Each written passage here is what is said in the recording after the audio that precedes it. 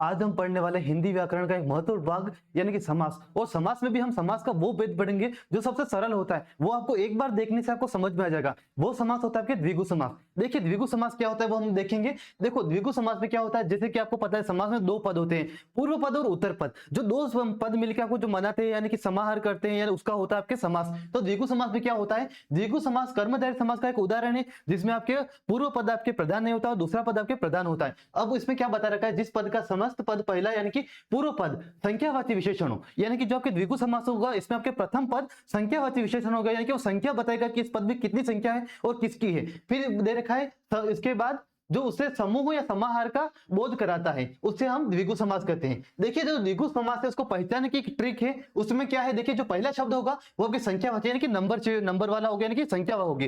फिर उसके बाद दे रखा है उसका विग्रह करने पर आपके वहां पे आएगा समूह या समाहार शब्द आपके आएंगे। तो वो कैसे होगा हम उदाहरण के माध्यम से देखेंगे। देखिए यहाँ पे उदाहरण देखिए द्विगु समास के। पहला उदाहरण देखा नवग्रह। नव का अर्थ होता है यानी कि नो ग्रह का समूह, या फिर क्या होगा नो ग्रहों का समूह। फिर देखा चौराहा, यहाँ पे क्या होगा चौराहा यानी कि चार, यानी कि चौ का क्या हो गया चार राहों का समूह या चार राहों का समाहार। फिर एक और उदाहरण देखा त्रिलोक। देखिए तीन लोकों का समाहार।